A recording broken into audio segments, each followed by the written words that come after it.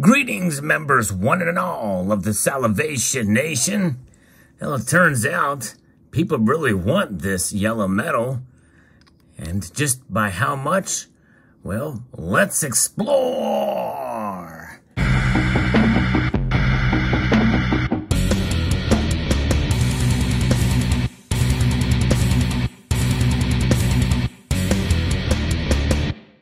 Yes, demand for gold is rising sharply. Indeed, it is soaring. I'm going to be referencing an article here from Numismatic News that talks about especially the demand we're seeing in China and India. It is fascinating, but even here in the United States, we're seeing growing demand for gold.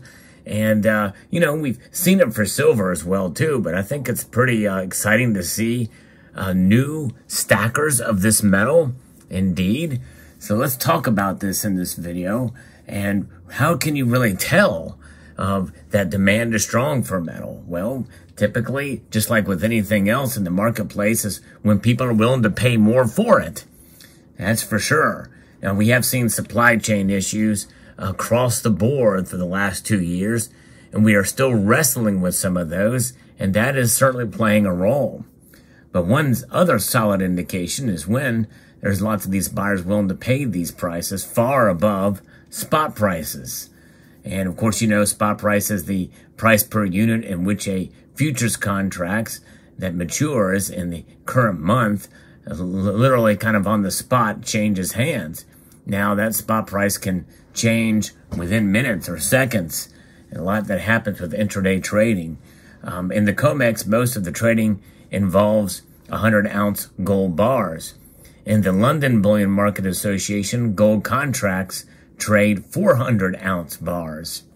So think about that for a moment. That's pretty amazing. The weight of these bars that they have there. Can you imagine? I've seen them in person back at a coin show in Baltimore. The United States Mint brought a couple of them out, the 400-ounce bars. They weigh 27 pounds apiece. We didn't actually get to hold them, but it was remarkable to see them. In most instances, gold is traded in large-sized transactions around the world relatively close to these spot prices. For instance, India is the world's second largest gold-consuming nation after China. Currently, it costs importers about $1 above the spot price to bring an ounce of gold into that country. Gold is highly prized as gifts in India. It is a part of their culture. In the month of October, there are 3 major holidays where gold demand for gift giving is normally very strong. They are Dussehra, and one we've heard of, and that's Diwali, and Dhanteras. To meet the seasonal demand, large quantities of gold are imported into India in advance of these holidays. However, it was revealed recently that vaults in India have less than 10% of the gold inventories than they held at the same time last year. Doesn't that sound familiar? We see also shortages in the COMEX and LBMA as well, too, although silver is even worse there. Silver's falling at an alarming rate as vaults. So what is happening? Well, it turns out that physical gold demand in China and Turkey is so strong that importers are paying significant premiums above the world gold spot price to secure supplies. In China, importers are paying $20 to $45 per ounce over the spot price. And that may sound like a smoking deal if you're going to buy a round or a coin here in the United States or anywhere else. But, this is just that one transaction. That's one method of the supply, or one link in the supply chain. Obviously, the suppliers of gold would rather sell their product where they receive the highest prices. But in Turkey, a nation ravaged with very high inflation, importers are paying $80 per ounce above the spot price. And again, normally, when you want to buy from the point of sale, usually about $100 above spot is about the average, or it had been in the past. But nonetheless, again, these India's gold imports, in September fell 30% from September 2021. In contrast, Chinese gold imports via Hong Kong in August, which is the most recent data available, rose 40% the highest in 4 years. It was even more dramatic in Turkey, where gold imports in September soared 543% from the same month a year ago. That's a skyrocketing demand for gold.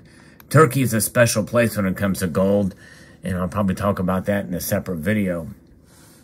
The recent shortage of gold imports into India could cause the prices to rise in that part of the world.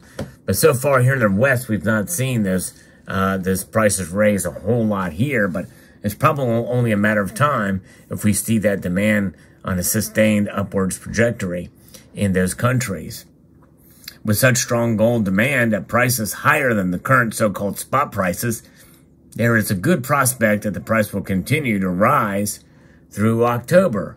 So we'll stay tuned. In fact, as I record this video, the price of gold has fallen back to some degree, but it is still up from where it was, over the last couple of days here, well above $1,700 an ounce. So we very well could be seeing kind of a new floor settle in for gold as we march on through to the end of the year. And as you know, we've seen much higher gold prices earlier in the year, but it is quite a dramatic move we saw in recent days of the price upwards momentum. So we'll see how it all plays out, but nonetheless, I think that's exciting. In that part of the world, there is that difference between East and West in that regard. But I do think their demand is strong, very strong here in the United States as well, in North America in general, and probably even in Europe. Gold is a metal that has proven itself time and time again, as you've heard me talk about many times before. It preserves your wealth. It is a store of value. And the way that it does that is by buying smart and holding it for a length of time. And that is really the bottom line. It's about holding on to your gold and realizing what it does as a wealth preservation device over the course of time. And how much time will it take in order to preserve your wealth with gold? Well, it just depends on how and when you buy it. If you bought at the all-time high, a massive amount of gold, and you don't have any money left to buy gold, it's going to take you much longer to realize your break-even point with gold, especially when you take into account inflation, which is fairly dramatic nowadays. And I think it's poised to go up even higher, especially now with fuel costs where they are. Starting to rise up again. But nonetheless, gold is a metal that is prized throughout the world. I think even here in the West in general, in the United States in particular, people do understand that gold is valuable.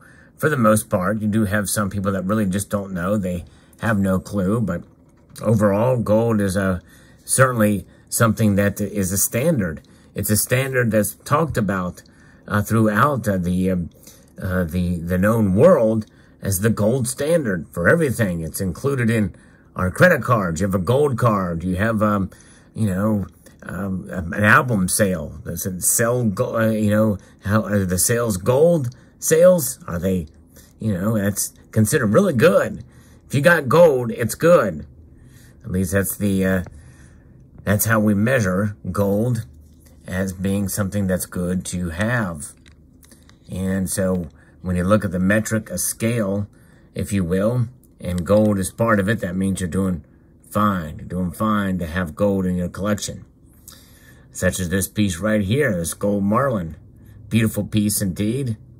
Wonderfully struck by Scottsdale Mint a couple of years ago. So there you have it, gold. Now, how long will this continue? Well, I'm not sure. Central bank gold demand is down slightly, as I talked about in a previous video too. So that could very well offset, at least to some degree, some of this other great demand in private hands. And I think that is really kind of where we are at. We're going to see the push and pull with the gold prices in some way, kind of like silver is. Demand for silver is down industrially to some extent, but demand is up for the physical. But it's not enough to offset that less demand, I think, in the industrial sector. Replacing that for gold would be central bank demand, because gold really is not considered that much of an industrial metal. It does have industrial uses. It is used. There is some demand for it, but it's a very small percentage compared to silver's demand. So what offsets that? That's central bank demand for gold. And central banks sell and buy gold, enough that will it be enough to offset that overall cost? I don't know, especially since it's down. We haven't really gotten the fall numbers yet for that demand. So we'll see what those play out, the fall and into the winter, for central bank demand for gold. I think when we start to see that increase dramatically in the central banks, then I think that it will be a good clue that something is amiss and something is changing fairly dramatically. And nonetheless, we are at a delicate point. A fragile economy is what we are witnessing now. And anything could tip one way or the other, not only in terms of the economic factor, but we also have to factor in geopolitics, where it's very, very fragile there as well. So there you have it. Let me know what your thoughts are in the comment section below. I'd like to extend a multitude of gratitude to you all for taking the time to watch, and encourage you to please rate, share, comment, and subscribe.